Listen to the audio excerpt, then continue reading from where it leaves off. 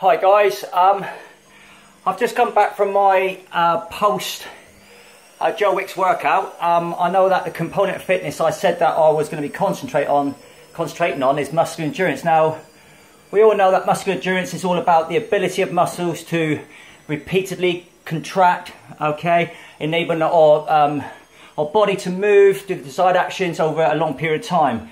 I just did my usual run, which is quite hilly, and completing it at a similar time. Now, as usual, I'm going to send through a little bit of data. I know it's sort of heart rates and somebody else will be looking into that, but obviously I'm working at the near end, the top end of my cardiovascular, my muscular endurance, which is obviously aerobic zone, and obviously I'm going into the anaerobic when I'm up the hills, then working recoveries, etc. So muscular endurance obviously enables me to get through that particular run because my muscles are obviously struggling at times to have that oxygen supply, but I'm getting it there to maintain my peak zone. Okay, and when I send through some details, you'll be able to see that predominantly all my run was at peak zone. Now that wouldn't be valid. I'm a bit shaking because I'm actually knackered. It wouldn't be valid if obviously my time was a lot slower. Okay, but my time is, even with the Joe Wicks, is, you know, on the norm. That's why I do the same run, because I set myself goals and target setting. Okay, so stay tuned for some more muscular endurance videos, and thanks Rob for the enthusiasm. Hopefully we all carry it on. Bye for now. Hi everyone, it's Mr. Drew signing in again.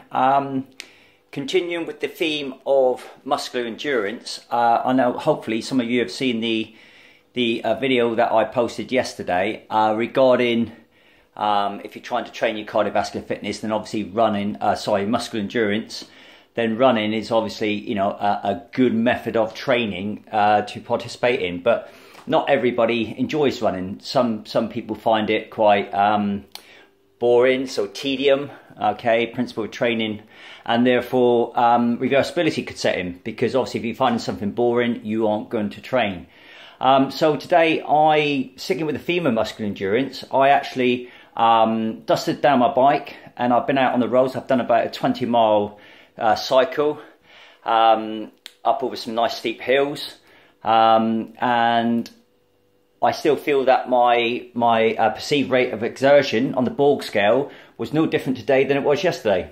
Okay, I still feel like I was you know, roughly around about 16 out of 20, particularly on the steep hills, possibly touching 17 or 18. So therefore, you know, still working the muscular endurance, still working within the aerobic zone. Something I found slightly by looking at the data, I've just got in and just checked my data, was yesterday I was working more high end because I was running. Okay, so that's slightly more strenuous, whereas when I was cycling today, the only time I was hitting the real high peaks of the aerobic zone was when I was going up the hills. And I was basically, a lot of the time I was in the cardio zone, which obviously is great for training muscular endurance. Because we're talking about muscular endurance, next time you go out and cycle, I want you to think about something. Muscles, as we know, they pull, but we know that they work in pairs, and I know every one of you out there know the name, okay, antagonistic muscle pairs, okay? So obviously today, with the aid of the glutes, the gluteus maximus, my main muscles being used were my hamstrings and my quadriceps. Now, quite often when we cycle, we just think about pushing down. We don't feel about that pulling up. So particularly if you're wearing cleats, okay, if you're wearing cleats, then what I want you to think is your muscles are working in pairs, but as you push down on one, pull up on the other, and that will make sure that you actually are training more efficiently, okay, and then the muscles can actually work to the best ability.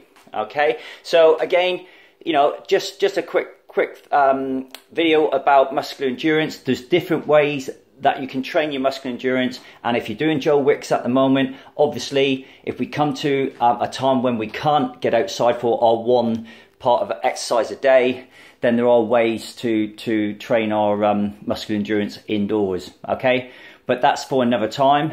Hope you're all well, okay, and stay tuned and stay safe. Bye for now.